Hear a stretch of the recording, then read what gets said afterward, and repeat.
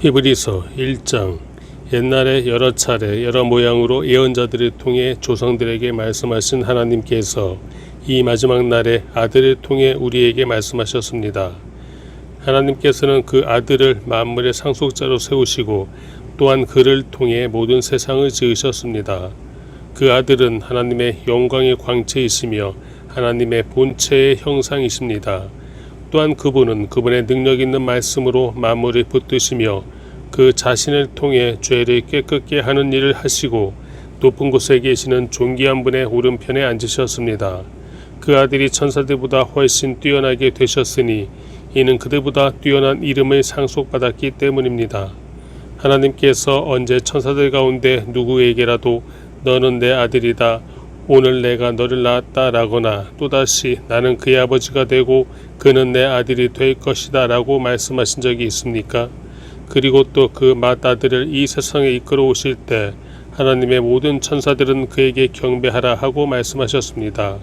천사들에 대해서는 그는 그의 천사들의 바람으로 그의 일꾼들을 불꽃으로 삼으신다라고 하셨으나 아들에 대해서는 하나님 주의 보좌는 영원무궁하며 주의 나라의 규는 의로운 규입니다. 주께서는 의를 사랑하시고 불법을 미워하셨습니다. 그러므로 하나님 곧 주의 하나님께서 기쁨의 기름을 주께 부어 주의 동료들보다 높이 뛰어나게 하셨습니다 라고 하셨고, 또 주여 태초에 주께서 땅을 세우셨고 하늘도 주의 손으로 지으신 것입니다.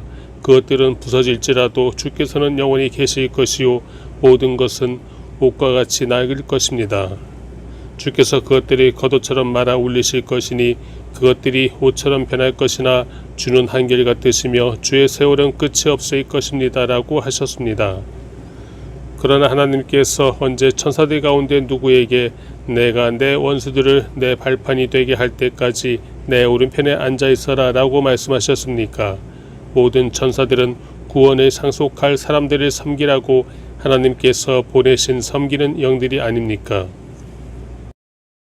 2장. 그러므로 우리가 잘못된 길로 가지 않도록 들었던 모든 것에 더욱 주의를 기울여야 합니다. 천사들을 통해 하신 말씀도 효력이 있어 모든 범죄와 불순종이 마땅한 징벌을 받았는데 우리가 이 큰 구원을 무시한다면 어떻게 징벌을 피할 수 있겠습니까? 이 구원은 처음에 주께서 말씀하신 것이며 들은 사람들이 우리에게 확증해 준 것입니다. 하나님께서도 표적과 놀라운 일들과 여러가지 기적들 그리고 그분의 뜻에 따라 나눠주신 성령의 은사들로 함께 증언하셨습니다. 하나님께서는 우리가 말하는 앞으로 올 세상을 천사들에게 다스리라고 하신 것이 아닙니다. 그러나 누군가가 어디에 증언하며 말했습니다. 사람이 무엇이기에 그를 생각해 주시며 인자가 무엇이기에 그를 돌보십니까? 주께서 그를 잠시 동안 천사들보다 낮아지게 하시고 그에게 영광과 존귀의 관을 씌우셨습니다. 주께서는 만물을 그의 발 아래 복종하게 하셨습니다. 하나님께서는 만물을 그의 발 아래 복종하게 하심으로 그에게 복종하지 않는 것을 하나도 남기지 않으셨습니다. 그러나 지금은 우리가 아직 만물이 그에게 복종하는 것을 보지 못합니다. 다만 우리는 천사들보다 잠시 낮아지신 분, 곧 죽음의 고난을 통해 영광과 존귀로 관을 쓰신 예수를 바라봅니다. 이는 그분이 하나님의 은혜로 모든 사람을 위해 죽음을 맛보려 하심입니다. 모든 것을 만드시고 모든 것을 보존하시는 하나님께서는 많은 아들들을 영광에 이르게 하시려고 그들의 구원의 창시자를 고난을 통해 완전케 하시는 것이 마땅합니다. 거룩하게 하시는 분과 거룩하게 된 사람들이 모두 한 분에게서 나왔습니다.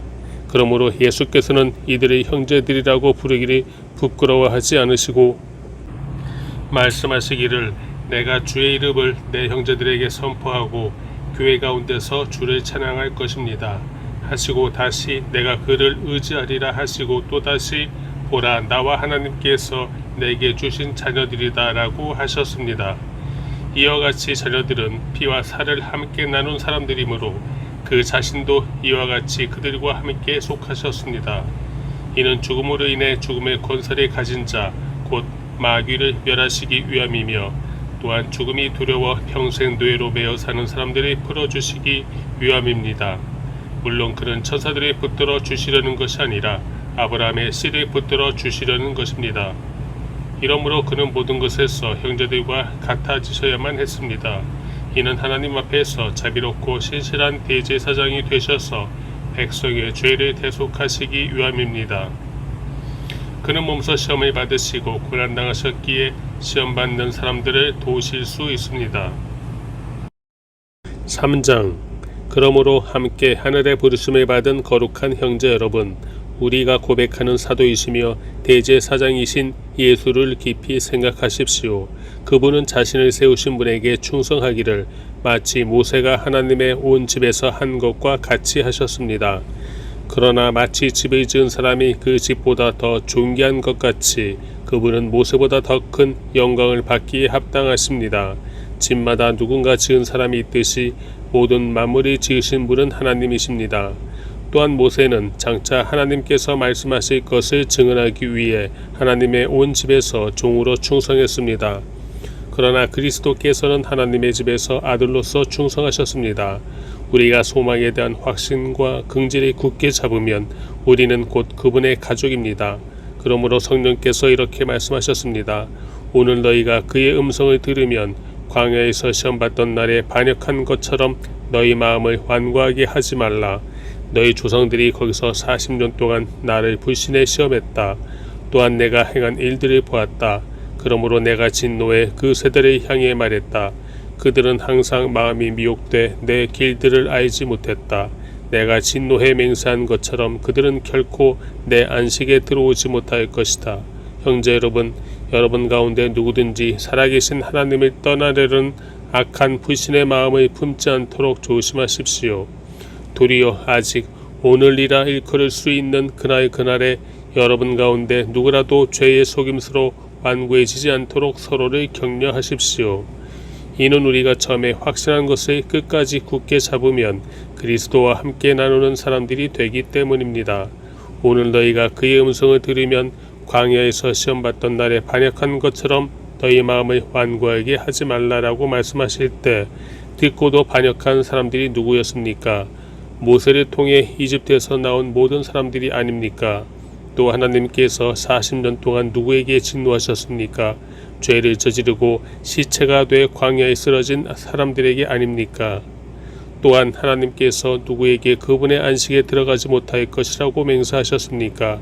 불순종한 사람들이 아니고 누구입니까? 이로써 우리는 그들이 불신앙 때문에 들어갈 수 없었던 것을 봅니다. 4장. 그러므로 그분의 안식에 들어가리라는 약속이 남아있을 동안에 여러분 가운데 혹 누구라도 거기에 이르지 못하는 사람이 있을까 두려워합시다.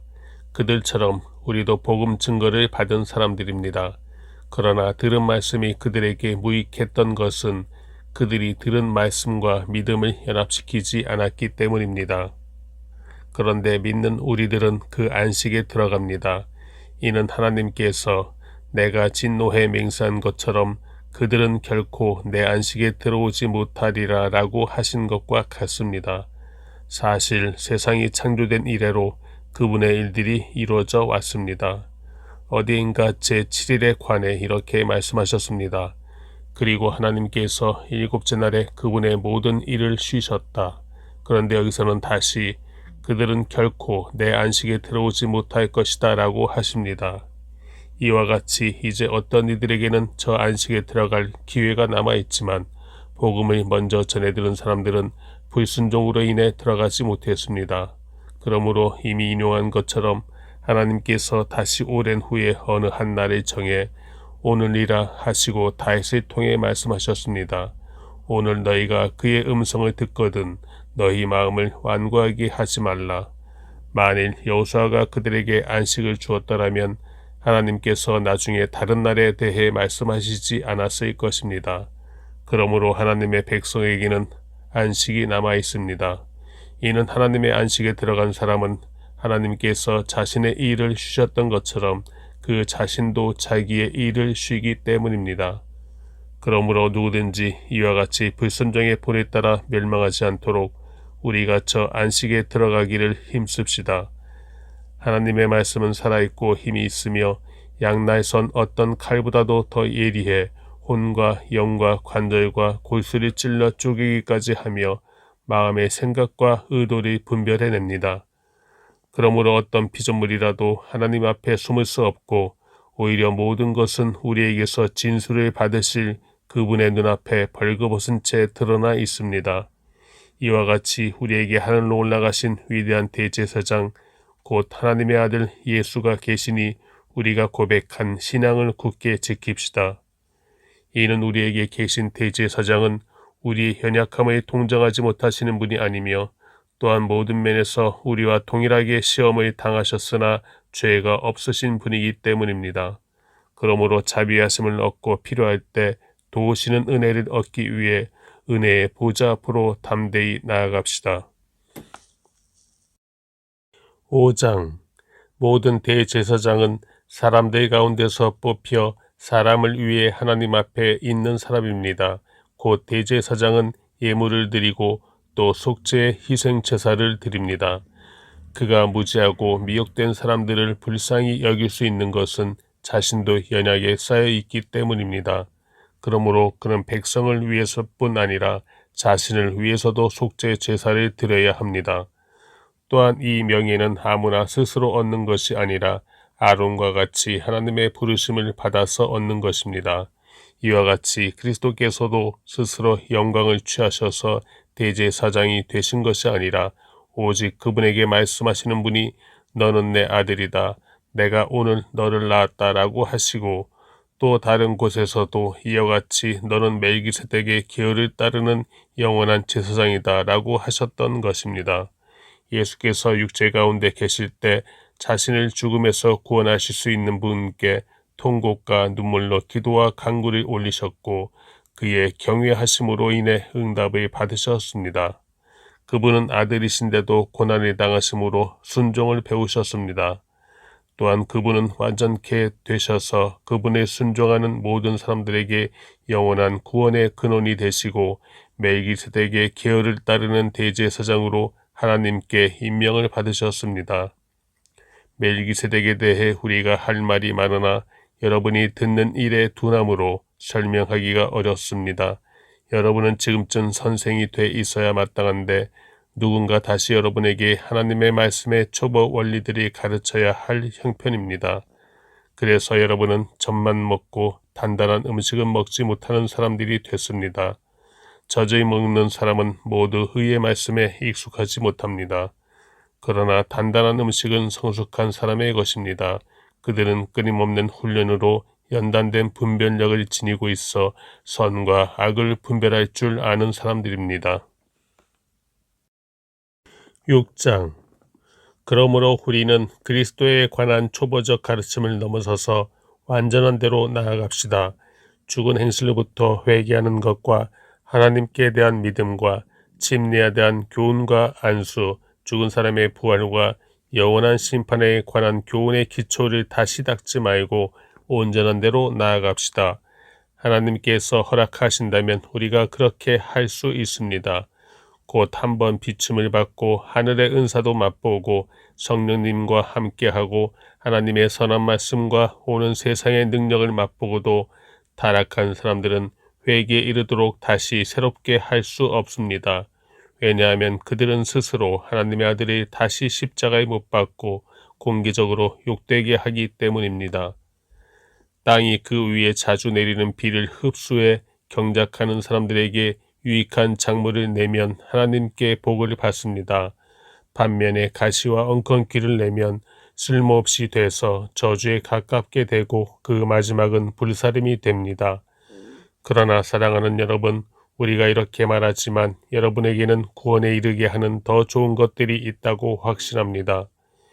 이는 하나님이 불의하시지 않으므로 여러분이 성도들을 섬겼을 때와 또한 섬길 때 여러분의 행위와 여러분이 하나님의 이름을 위해 보여준 사랑을 잊지 않으십니다. 그래도 우리가 여러분 각자가 소망의 완성에 이르기까지 동일한 열심을 나타내기를 간절히 원합니다. 여러분은 게으른 사람이 되지 말고 믿음과 인내로 약속을 상속받은 사람들이 본받는 사람이 되십시오. 하나님께서 아브라함에게 약속하실 때 맹세를 위해 그분보다 더 큰 분이 계시지 않았기에 자신을 걸고 맹세해 말씀하셨습니다. 내가 반드시 내게 복을 주고 또한 너를 번성케 할 것이다. 아브라함은 이와 같이 오래 참고 견딘 후에 그 약속을 받았습니다. 사람들은 자기보다 더 큰 자를 걸고 맹세합니다. 맹세에는 그들에게 모든 논쟁을 그치고 확정에 이르게 합니다. 하나님께서는 약속의 상속자들에게 자신의 뜻이 불변함을 명확히 보여주시려고 맹세로 보증하셨습니다. 이는 하나님께서는 거짓말이 하실 수 없는 이 두 가지 불변의 사실로 인해 앞에 있는 소망을 굳게 잡으려고 피해가는 우리가 힘있는 위로를 얻게 하시기 위함입니다.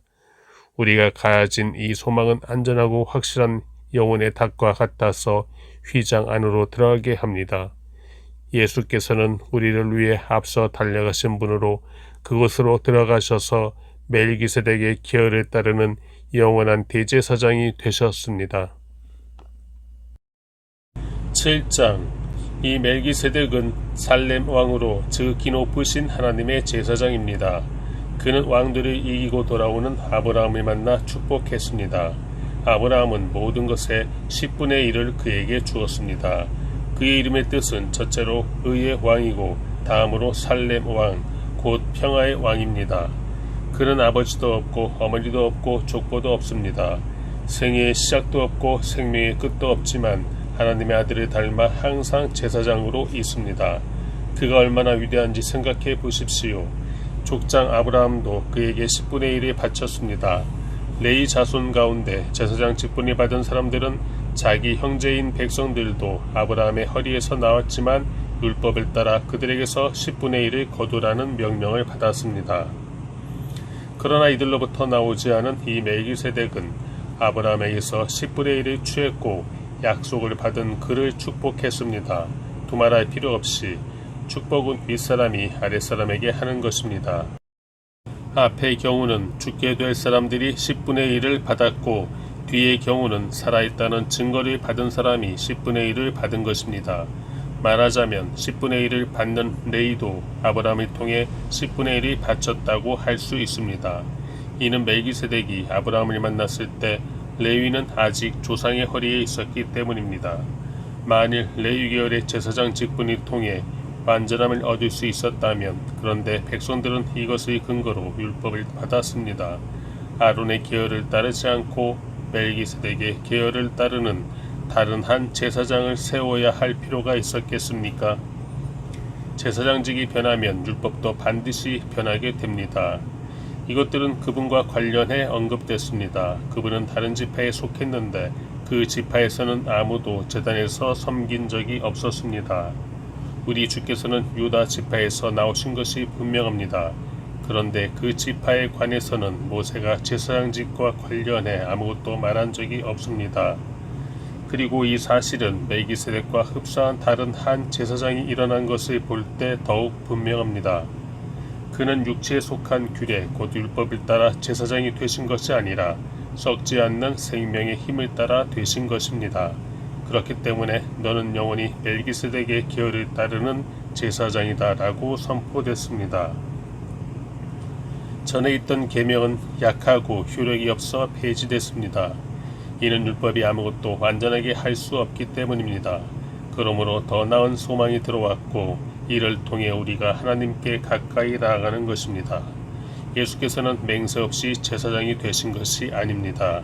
레위 계통의 사람들은 맹세 없이 제사장이 됐습니다. 그러나 그는 자기에게 말씀하시는 분의 맹세로 제사장이 되셨습니다. 주께서 맹세하셨으니 그분은 마음을 바꾸지 않으실 것이다. 너는 영원히 제사장이다. 이와 같이 예수께서는 더 좋은 언약을 보증해 주시는 분이 되셨습니다. 레위 계통의 제사장들은 죽음 때문에 그 직책을 계속 수행할 수 없었기 때문에 그 수가 많았습니다. 그러나 예수께서는 영원히 사시는 분이시므로 제사장직을 영원히 누리십니다. 그러므로 예수께서는 자신을 통해서 하나님께 나아오는 사람들을 온전히 구원하실 수 있습니다. 그는 항상 살아계셔서 그들을 위해 중보기도를 하십니다. 이러한 대제사장이야말로 우리에게 합당합니다. 그분은 거룩하고 순결하고 흠이 없고 죄인들과 구별되시며 하늘보다 높은 곳으로 오르신 분이십니다. 그분은 다른 제사장들처럼 먼저 자신의 죄를 위해 그 다음에 백성들의 죄를 위해 날마다 제사를 드릴 필요가 없습니다. 이는 그분이 자신을 들여 단번에 이 일을 이루셨기 때문입니다. 율법은 연약함을 가진 사람을 대제사장으로 세웠으나 율법에 주어진 맹세의 말씀은 영원히 완전케 되신 아들을 대제사장으로 세웠습니다. 8장 우리가 말하고자 하는 요지는 우리에게 이러한 대제사장이 계시다는 것입니다. 그분은 하늘에 계신 존귀하신 분의 보좌 오른편에 앉아 계십니다. 또한 그분은 사람이 세운 것이 아니라 주께서 세우신 성소와 참된 장막에서 섬기십니다. 대제사장마다 예물과 제물을 드리기 위해 세움을 받았습니다. 그러므로 이 대제사장에게도 무엇인가 드릴 것이 있어야 합니다. 만일 그분이 세상에 계셨다면 제사장이 되지 못하셨을 것입니다. 왜냐하면 세상에는 율법을 따라 예물을 드리는 사람들이 있기 때문입니다. 그들이 섬기는 곳은 하늘에 있는 것들의 모형이며 그림자입니다. 이것은 모세가 장막을 세우려고 할 때 지시를 받은 것과 같습니다. 말씀하시기를 산에서 내게 보여준 모형대로 모든 것을 만들라고 하셨습니다. 그러나 이제 그분은 더 뛰어난 직분을 받으셨습니다. 그분은 참으로 더 나은 약속이 세워진 더 나은 언약의 중보자이십니다. 만일 저 첫 언약에 흠이 없었다면 두 번째 언약을 요구할 필요가 없었을 것입니다. 하나님께서 그들에게서 허물을 발견하시고 말씀하셨습니다. 주께서 말씀하신다. 보라, 날들이 이를 것이다. 내가 이스라엘 집과 유다 집과 더불어 새 언약을 세울 것이다. 주께서 말씀하신다. 그것은 내가 그들의 조상들의 손을 잡고 이집트 땅에서 이끌어낼 때 그들과 세운 언약과 같지 않다. 그들이 내 언약 안에 머물러 있지 않았고 그래서 나도 그들을 돌보지 않았다. 주께서 말씀하신다. 이것은 그날 후에 내가 이스라엘 집과 세울 언약이다. 내가 내 율법을 그들의 생각 속에 넣어주고 그들의 마음에 새길 것이다. 나는 그들의 하나님이 되고 그들은 내 백성이 될 것이다. 그래서 그들은 각각 자기 이웃이나 자기 형제에게 결코 주를 알라고 가르치지 않을 것이다. 이는 그들 가운데 낮은 사람으로부터 높은 사람에 이르기까지 모두 나를 알 것이기 때문이다. 내가 그들의 불의를 긍휼히 여기고 그들의 죄를 더 이상 기억하지 않을 것이다. 새 언약이라고 말씀하실 때 하나님께서는 첫 언약을 낡은 것으로 만드신 것입니다. 낡고 오래된 것은 곧 사라지게 됩니다. 9장 첫 언약에도 예배 규례들과 세상에 속한 성소가 있었습니다. 첫 번째 장막이 세워졌는데 그 안에는 촛대와 상과 진설병이 있었습니다. 이곳은 성소라고 불립니다. 그리고 두 번째 휘장 뒤에는 지성소라고 불리는 장막이 있습니다. 이곳에는 금으로 만든 분향제단과 전불이 금으로 입힌 언약궤가 놓여 있습니다. 이 언약궤 안에는 만나를 담은 금 항아리와 아론의 쌍난 지팡이와 언약의 돌판들이 있습니다. 그리고 그 위에는 속죄의 자리를 덮고 있는 영광의 그룹들이 있는데 이것들에 대해 지금 자세히 말할 수는 없습니다. 이 모든 것이 이렇게 갖춰졌고 제사장들은 항상 첫 번째 장막으로 들어가 제사를 행합니다. 그러나 두 번째 장막 안에는 대제사장만이 1년에 단 한 번 들어가는데 피가 없이는 절대로 들어가지 못합니다. 이 피는 그 자신을 위하고 또한 백성이 알지 못하고 지은 죄를 위한 것입니다. 이것을 통해 성령께서는 첫 번째 장막이 서 있는 동안에는 지성소로 들어가는 길이 아직 열리지 않은 사실을 보여주십니다. 이 장막은 현 세대를 위한 비유입니다. 이에 따라 드려진 예물과 제물은 제사하는 사람의 양심을 온전케 할 수 없습니다. 그것들은 먹고 마시는 것과 여러가지 씻는 의식들과 관련된 것들로서 단지 개혁의 때까지 부과된 육체를 위한 규례들에 지나지 않습니다. 그러나 그리스도께서는 이미 이뤄진 좋은 것들의 대제사장으로 오셨습니다. 그는 손으로 짓지 않은 곧 피조물에 속하지 않은 더 크고 더 완전한 장막으로 들어가셨습니다. 그는 염소와 송아지의 피가 아닌 자신의 피로 단번에 지성소로 들어가셔서 영원한 구속을 완성하셨습니다. 만일 염소와 황소의 피와 암송아지의 죄를 뿌려 부정한 사람들이 거룩하게 함으로 그 육체를 정결하게 한다면 하물며 영원하신 성령을 통해 흠없는 자신을 하나님께 드리신 그리스도의 피가 더욱 우리의 양심을 죽은 행실에서 깨끗하게 해 살아계신 하나님을 섬기게 하지 않겠습니까? 그러므로 그리스도께서는 새 언약의 중보자이십니다. 그분은 첫 언약 아래서 저지른 죄들을 대속하려고 죽으심으로써 영원한 유업을 얻기 위해 부름받은 사람들로 하여금 약속을 받게 하셨습니다. 유언이 있는 곳에는 그 유언한 사람의 죽음이 있어야 합니다. 이는 유언은 죽음이 있어야 효력을 나타낼 수 있고 유언한 사람이 살아있는 동안에는 아무 효력이 없기 때문입니다. 그러므로 첫 언약도 피 없이 맺어진 것이 아닙니다. 그래서 모세가 율법을 따라 모든 계명을 백성에게 말할 때 그는 물과 붉은 양털과 우슬초와 함께 송아지의 피와 염소의 피를 취해 언약책과 모든 백성에게 뿌렸습니다. 그리고 그는 이것은 하나님께서 여러분에게 명령하신 언약의 피입니다 라고 말했습니다. 마찬가지로 그는 장막과 제사에 사용하는 모든 그릇에도 피를 뿌렸습니다. 율법에 따르면 거의 모든 것이 피로 깨끗해집니다. 참으로 피 흘림이 없으면 죄 사함도 없습니다. 하늘에 있는 것들의 모형들은 이런 것들로 정결하게 될 필요가 있었습니다.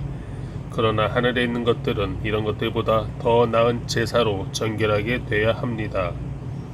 그리스도께서는 참된 것들의 모형들인 손으로 지은 성소에 들어가지 않으셨습니다.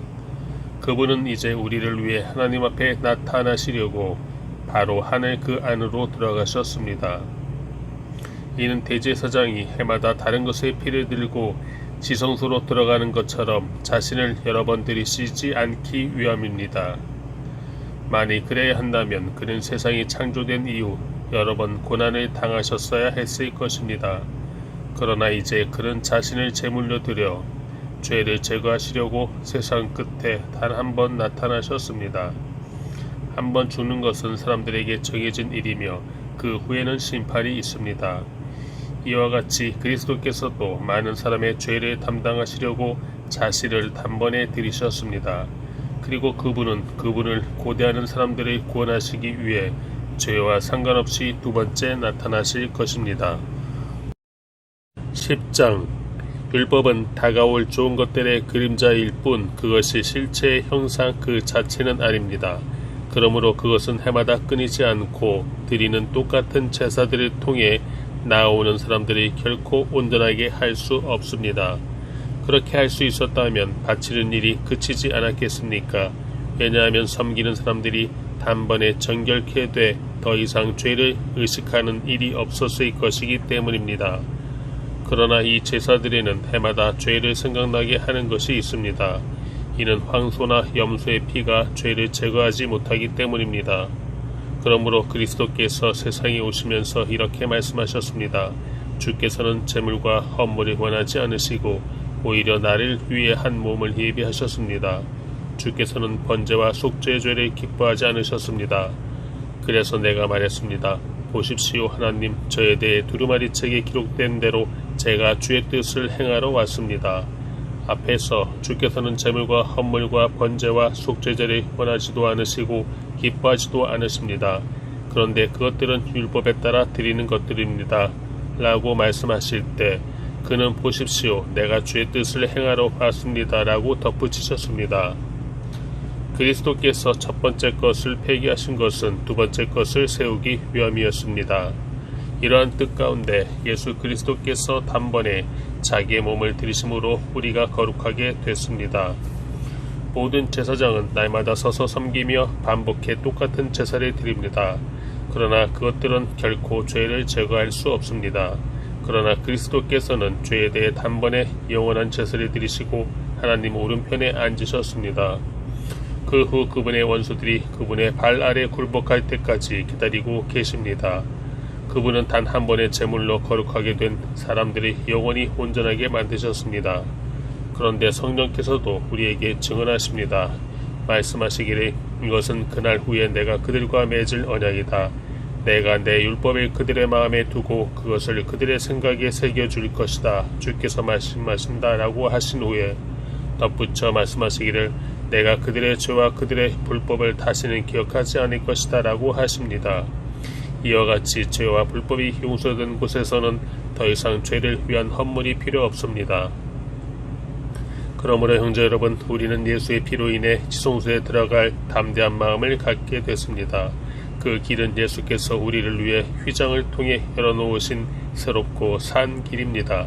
그런데 이 휘장은 바로 그분의 육체입니다. 또한 우리에게는 하나님의 집을 다스리는 위대한 제사장이 계십니다. 우리가 죄악된 양심으로부터 마음을 깨끗이 씻고 맑은 물로 몸을 씻었으므로 확신에 찬 믿음과 참된 마음으로 하나님께 나아갑시다. 우리가 고백하는 소망의 믿음을 단단히 붙잡읍시다. 이는 약속하신 분이 신실하시기 때문입니다. 또한 우리는 사랑과 선한 일들을 격려하기 위해 서로 돌아봅시다. 어떤 사람들의 습관과 같이 우리들 스스로 모이는 일을 소홀히 하지 말고 오히려 서로 권면합시다. 또한 그날이 다가오는 것을 볼수록 더욱 그렇게 합시다. 만일 우리가 진리에 대한 지식을 받아들인 후에 일부러 죄를 지으면 속죄하는 제사가 더 이상 남아있지 않습니다. 오히려 떨리는 마음으로 심판을 기다리는 것과 대적하는 사람들을 삼켜버릴 맹렬한 불만 남아있습니다. 모세율법을 거부했던 사람도 두세 증인의 증언에 의해 동정을 받지 못하고 죽게 됩니다. 하물며 하나님의 아들이 짓밟고 자기를 거룩하게 한 언약의 피를 부정하게 여기고 은혜의 성령을 모독한 사람이 당연히 받을 형벌이 얼마나 더 가혹하겠는가를 생각해 보십시오. 원수 갚는 것은 내게 속한 것이니 내가 갚아주겠다라고 말씀하시고 또다시 주께서 자기 백성을 심판하실 것이다 라고 말씀하신 분을 우리는 알고 있습니다. 살아계신 하나님의 손에 빠져들어가는 것은 무서운 일입니다. 여러분은 빛을 받은 후에 고난 가운데 큰 싸움을 이겨낸 지난 날들을 기억하십시오. 여러분은 때로 비방과 환난을 당함으로 공개적인 구경거리가 되기도 했고 또 때로는 이렇게 살아가는 사람들의 동료가 되기도 했습니다. 또한 감옥에 갇힌 사람들과 함께 아파하고 여러분의 재물을 빼앗기는 것도 기쁨으로 감당했습니다. 이는 여러분이 보다 나은 영원한 재물이 있는 줄 알았기 때문입니다. 그러므로 여러분은 담대함을 버리지 마십시오. 이는 그 담대함이 큰 상을 가져올 것이기 때문입니다. 여러분이 하나님의 뜻을 행한 후에 약속을 받기 위해서는 인내가 필요합니다. 잠깐 후면 오실 그분이 오실 것이니 지체하지 않으실 것이다. 그러나 내 의인은 믿음으로 말미암아 살 것이다. 누구든지 뒤로 물러서면 내 영이 그를 기뻐하지 않을 것이다. 그러나 우리는 뒤로 물러나 멸망에 이르는 사람들이 아니라 믿음을 갖고 생명을 얻을 사람들입니다. 11장 믿음은 바라는 것들의 실체이며 보지 못하는 것들의 증거입니다. 참으로 조상들은 이 믿음으로 인정을 받았습니다. 믿음으로 우리는 온 세상이 하나님의 말씀으로 창조됐고 따라서 보이는 것은 나타난 것으로 말미암아 지어지지 않은 것을 압니다. 믿음으로 아벨은 가인보다 더 나은 제사를 하나님께 드렸고 이로써 그는 의롭다는 인정을 받았습니다. 하나님께서 그의 예물에 대해 인정해 주셨습니다. 그는 죽었지만 믿음으로 여전히 말하고 있습니다. 믿음으로 에녹은 죽음을 보지 않고 들림을 받았습니다. 하나님께서 그를 데려가셨기 때문에 그는 더 이상 보이지 않았습니다. 들려가기 전에 그는 하나님을 기쁘시게 하는 사람이라는 인정을 받았습니다. 믿음이 없이는 하나님을 기쁘시게 할 수 없습니다. 그러므로 하나님께 나아가는 사람은 하나님이 계신 것과 하나님은 그분을 간절히 찾는 사람들에게 상 주시는 분임을 믿어야 합니다. 믿음으로 노아는 아직 보지 못하는 일들에 대해 경고를 받고 자기 집안의 구원을 위해 경외함으로 방주를 지었으며 이로 인해 그는 세상을 단죄했습니다. 또한 그는 믿음으로 인해 의의 상속자가 됐습니다. 믿음으로 아브라함은 부르심을 받았을 때 순종해 장차 유업으로 받을 곳으로 나아갔습니다. 그런데 그는 어디로 가는지 알지 못하고 나아갔습니다. 믿음으로 그는 약속의 땅에서 다른 나라에 사는 이방 사람처럼 잠시 머물렀는데 그는 동일한 약속을 함께 받은 이삭과 야곱과 더불어 장막에 거했습니다.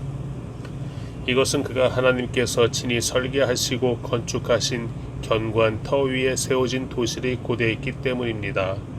믿음으로 아브라함은 비록 그 자신이 너무 늙고 살아도 단산됐지만 임신할 수 있는 능력을 얻었습니다. 이는 그가 약속하신 분을 신실한 분으로 여겼기 때문입니다. 이렇게 해서 죽은 사람이나 다름없는 한 사람에게서 하늘의 수많은 별과 같이 그리고 바닷가에 셀 수 없는 모래와 같이 수많은 자손들이 태어났습니다. 이 모든 사람들은 믿음에 따라 살다가 죽었습니다. 그들은 약속하신 것들을 받지 못했지만 그것들을 멀리서 보고 환영했으며 세상에서는 외국 사람이며 나그네임을 고백했습니다. 이렇게 말하는 사람들은 자신들이 본향을 찾는 사람들임을 분명히 보여줍니다. 만일 그들이 떠난 곳을 생각하고 있었다면 돌아갈 기회가 있었을 것입니다. 그러나 그들은 이제 더 나은 곳을 사모하는데 그것은 하늘에 있는 것입니다. 그러므로 하나님께서도 그들의 하나님이라 불리는 것을 부끄러워하지 않으시고 그들을 위해 한 도시를 예비하셨습니다. 믿음으로 아브라함은 시험을 받을 때 이삭을 바쳤습니다. 그는 약속들을 받은 사람이면서도 자기 외아들을 기꺼이 바치려 했습니다. 하나님께서 전에 말씀하시기를 내 자손이라고 불릴 사람은 이삭으로 말미암을 것이다 라고 하셨습니다. 아브라함은 하나님께서 죽은 사람도 살리실 수 있다고 생각했습니다. 그러므로 비유로 말하자면 그는 이삭을 죽은 사람들로부터 돌려받은 것입니다. 믿음으로 이삭은 장래 희를 두고 야곱과 에서를 축복했습니다. 믿음으로 야곱은 죽을 때 요셉의 아들들을 각각 축복했으며 자기 지팡이 머리에 몸을 기대며 하나님께 경배했습니다. 믿음으로 요셉은 죽을 때에 이스라엘 자손이 이집트에서 떠날 것에 대해 말했고 자기의 뼈에 대해 지시했습니다. 믿음으로 모세의 부모는 모세가 출생했을 때 그 아이를 3달 동안 숨겼습니다. 이는 그 아이가 남다른 것을 보고 왕의 명령을 무서워하지 않았기 때문입니다. 믿음으로 모세는 다 자란 후에 바로의 딸의 아들이라 불리는 것을 거부했습니다. 그는 잠시 죄의 쾌락을 즐기는 것보다 오히려 하나님의 백성과 함께 고난받기를 더 좋아했습니다. 그는 그리스도를 위해 당하는 수모를 이집트의 부하보다 더 가치 있는 것으로 여겼습니다. 이는 그가 상을 바라보았기 때문입니다. 믿음으로 모세는 왕의 진노를 두려워하지 않고 이집트를 떠났습니다. 그는 보이지 않는 분을 보는 것 같이 여기고 인내했습니다. 믿음으로 그는 유월절과 비 뿌리는 의식을 행해 처음 난 것들을 죽이는 자가 그들을 해치지 못하도록 했습니다. 믿음으로 이스라엘 백성은 마른 땅을 건너듯 홍해를 건넜습니다. 그러나 이집트 사람들은 똑같이 행하려다가 물에 빠져 죽었습니다. 믿음으로 이스라엘 백성이 7일 동안 여리고성을 돌자 그 성벽이 무너져 내렸습니다. 믿음으로 창녀 라합은 정탐꾼들의 평안히 맞아들여 불순종한 사람들과 함께 죽지 않았습니다. 그리고 또 내가 무슨 말을 더 하겠습니까? 기드온, 바락, 삼손, 입다, 다윗 그리고 사무엘과 예언자들에 대해 이야기하자면 시간이 모자랄 것입니다. 그들은 믿음으로 나라들을 정복하기도 하고 의를 행하기도 하고 약속들을 받기도 하고 사자들의 입을 막기도 하고 불의 능력을 꺾기도 하고 칼날을 피하기도 하고 연약한 데서 강하게 되기도 하고 전쟁에서 용맹한 사람들이 되기도 하고 이방 군대를 물리치기도 했습니다. 여인들은 자신의 죽은 사람들을 부활로 되돌려 받기도 했습니다. 또 어떤 이들은 고문을 당했지만 더 나은 삶으로 부활하기 위해 풀려나기를 원하지 않았습니다. 또 어떤 사람들은 조롱과 채찍질을 당했으며 심지어 결박되고 투옥되기까지 했습니다. 그들은 돌에 맞았고 톱질을 당했고 칼로 죽임을 당했습니다. 그들은 양가죽과 염소 가죽을 입고 떠돌아다녔으며 그들은 가난했고 고난을 당했고 학대를 받았습니다. 세상은 그들에게 가치가 없었습니다. 그래서 그들은 광야와 산과 동굴과 땅굴 등에서 떠돌며 살았습니다. 그런데 이들은 모두 믿음으로 증거를 받았지만 약속하신 것을 받지 못했습니다. 하나님께서는 우리를 위해 더 나은 것을 예비해 놓으심으로 우리 없이는 그들이 온전해지지 못하도록 하신 것입니다. 12장 이와 같이 우리를 둘러싼 구름같이 많은 증인들이 있으니 모든 짐과 얽매이기 쉬운 죄를 벗어버리고 인내로서 우리 앞에 놓인 경주를 합시다. 믿음의 창시자요 완성자이신 예수를 바라봅시다. 그는 자기 앞에 놓여있는 기쁨을 위해 부끄러움을 개의치 않으시고 십자가를 참으셨습니다. 그래서 그는 하나님의 보좌 오른편에 앉게 되셨습니다. 여러분 거역하는 죄인들을 참으신 분을 생각하십시오. 그리하여 지쳐 낙심하지 마십시오. 여러분이 죄와 싸웠지만 아직 피를 흘릴 정도로 대항하지는 않았습니다. 또한 여러분은 하나님께서 아들들을 대하듯이 여러분에게 하신 권면의 말씀을 잊었습니다. 이르시기를 내 아들아 주의 훈계를 가볍게 여기지 말고 그가 책망하실 때 낙심하지 마라. 주께서는 사랑하시는 사람을 연단하시고 아들로 받으신 사람들마다 채찍질 하신다 라고 하셨습니다. 연단을 견뎌내십시오. 하나님께서는 여러분의 아들들같이 대하십니다. 아버지가 연단하지 않는 아들이 어디 있습니까? 아들이 받는 모든 연단을 여러분이 받지 않는다면 여러분은 사생자며 아들이 아닙니다. 우리는 우리를 연단하는 육신의 아버지를 모시고 그분들을 존경합니다. 그러니 우리가 모든 영의 아버지께 더 복종하며 살아야 하지 않겠습니까? 육신의 아버지는 자기가 좋다고 생각하는 대로 우리를 잠시 연단하지만 영의 아버지께서는 우리의 유익을 위해 그분의 거룩하심에 참여하도록 연단하십니다. 모든 연단이 당시에는 즐거움이 아니라 괴로움으로 보이지만 나중에는 그것을 통해 연단된 사람들에게 의로운 평화의 열매를 맺게 합니다. 그러므로 여러분은 피곤한 팔과 연약한 무릎을 강하게 하십시오. 그리고 여러분의 발을 위해 길을 곧게 하십시오. 그래서 절뚝거리는 다리로 어긋나지 않게 하고 오히려 치유를 받게 하십시오. 모든 사람과 더불어 화평과 거룩함을 추구하십시오. 이것 없이는 아무도 주를 보지 못할 것입니다. 하나님의 은혜에 이르지 못하는 사람이 없도록 주의하십시오. 또한 쓴 뿌리가 돋아나 문제를 일으키고 그로 인해 많은 사람들이 더럽혀지지 않도록 조심하십시오. 또한 음행하는 사람이나 음식 한 그릇에 자신의 장자권을 판 에서와 같이 세속적인 사람이 없도록 살피십시오.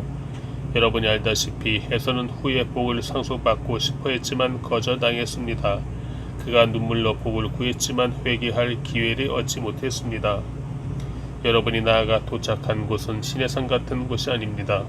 곧 손으로 만질 수 있고 불이 타오르며 어둡고 깜깜하며 폭풍과 나팔 소리와 말씀하시는 음성이 들리는 곳과 같지 않습니다.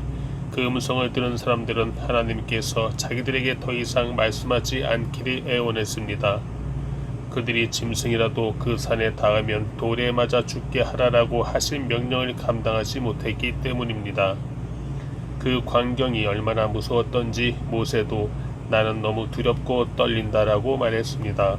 그러나 여러분이 나아가 다다른 곳은 시온산 곧 살아계신 하나님의 도시인 하늘의 예루살렘입니다. 또한 여러분은 잔치에 운집한 수많은 천사들의 무리와 하늘에 등록된 장자들의 교회와 만물의 심판주이신 하나님과 완전하게 된 의인들의 영들과 새 언약의 중보자이신 예수와 아벨의 피보다 더 나은 소식을 전해준 예수께서 뿌리신 피에 이르렀습니다. 여러분은 말씀하시는 분이 거역하지 않도록 조심하십시오. 만일 땅에서 경고하신 분이 거역한 그들이 피하지 못했다면 하물며 우리가 하늘로부터 경고하시는 분을 배척하고 어찌 피할 수 있겠습니까? 그때는 그 음성이 땅을 흔들었지만 이제는 그분이 약속해 말씀하셨습니다. 내가 또 한 번 땅뿐 아니라 하늘까지도 흔들 것이다. 이 또 한 번이라 함은 흔들리지 않는 것들을 남겨두려고 흔들리는 것들 곧 피조물들을 제거해 버리시려는 것을 뜻합니다. 그러므로 우리가 흔들리지 않는 나라를 받았으니 감사합시다. 이렇게 해 경건함과 두려움으로 하나님을 합당하게 섬깁시다. 우리 하나님께서는 태워 없애는 불이시기 때문입니다. 13장 형제 사랑하기를 지속하십시오. 나그네 대접하기를 소홀히 하지 마십시오. 어떤 사람들은 나그네를 대접하다가 자기도 모르게 천사들을 대접했습니다. 여러분 자신이 함께 갇혀 있는 것처럼 감옥에 갇힌 사람들을 기억하십시오. 여러분도 몸을 가진 사람들이니 학대받는 사람들을 기억하십시오. 모든 사람은 결혼을 귀하게 여기고 잠자리를 더럽히지 마십시오. 하나님께서는 음란한 사람들과 가늠하는 사람들을 심판하실 것입니다. 돈을 사랑하며 살지 말고 지금 갖고 있는 것으로 만족하십시오. 주께서는 친히 내가 결코 너를 떠나지 않겠고 또 결코 버리지 않을 것이다 라고 말씀하셨습니다. 그러므로 우리는 담대히 말합니다. 주는 나를 돕는 분이시니 나를 두려워하지 않을 것이다. 사람이 나를 어찌하겠는가. 하나님의 말씀을 여러분에게 전해준 여러분의 지도자들을 기억하십시오. 그들이 산 삶의 결과를 살펴보고 그 믿음을 본받으십시오. 예수 그리스도께서는 어제나 오늘이나 영원토록 한결같으신 분입니다. 여러분은 갖가지 이상한 가르침에 끌려다니지 마십시오. 마음은 음식이 아니라 은혜로 견고하게 하는 것이 좋습니다. 음식에 집착한 사람들은 유익을 얻지 못했습니다. 우리에게는 한 제단이 있습니다. 그런데 장막에서 섬기는 사람들은 그 제단에서 먹을 권한이 없습니다. 이는 그 짐승의 피는 죄를 위해 대제사장이 지성소로 갖고 들어가 그 몸은 진 밖에서 불태워지기 때문입니다. 이와 같이 예수께서도 자신의 피로 백성을 거룩하게 하시려고 성문 밖에서 고난을 당하셨습니다. 그러므로 우리도 그분의 지옥을 짊어지고 진 밖으로 그분에게 나아갑시다. 우리는 이 땅 위에 영원한 도시가 아니라 다만 장차 올 도시를 갈망하고 있기 때문입니다. 그러므로 우리가 그분을 통해 항상 하나님께 찬양의 제사를 드립시다. 이것은 그분의 이름을 고백하는 입술의 열매입니다. 그리고 선행과 나눔을 소홀히 하지 마십시오. 하나님께서는 이런 제사를 기뻐하십니다. 여러분을 인도하는 사람들을 신뢰하고 순종하십시오. 이는 그들이 여러분의 영혼을 위해 마치 자신들이 하나님께 아뢰어야 할 사람들인 것처럼 깨어있기 때문입니다. 그들로 하여금 기쁨으로 이 일을 행하게 하고 근심함으로 행하지 않게 하십시오. 그러지 않으면 여러분에게 유익이 되지 못할 것입니다. 우리를 위해 기도해 주십시오. 우리는 모든 일을 올바르게 행하며 선한 양심을 갖고 있다고 확신합니다. 내가 여러분에게 더 빨리 돌아갈 수 있도록 더욱 열심히 기도해 주십시오. 평강의 하나님 곧 양들의 큰 목자이신 우리 주 예수를 죽은 사람 가운데서 영원한 언약의 피로 이끌어내신 분이 그분의 뜻을 행할 수 있도록 모든 선한 것으로 여러분이 온전케 해 주시기를 원합니다. 또한 하나님께서 예수 그리스도로 말미암아 그분에게 기쁨이 되는 것을 우리 안에서 행하시기를 원합니다. 하나님께 영광이 영원 무궁하기를 빕니다. 아멘. 형제 여러분, 내가 여러분에게 권합니다. 이 권면의 말을 용납하십시오. 내가 여러분에게 간단히 썼습니다. 우리 형제 디모데가 석방된 것을 알려드립니다. 그가 속히 오면 내가 그와 함께 여러분이 만나보게 될 것입니다. 여러분이 지도하는 모든 사람들과 온 성도들에게 안부를 전해 주십시오. 이탈리아에서 온 사람들이 여러분에게 안부를 전합니다. 은혜가 여러분 모두와 함께 하기를 빕니다.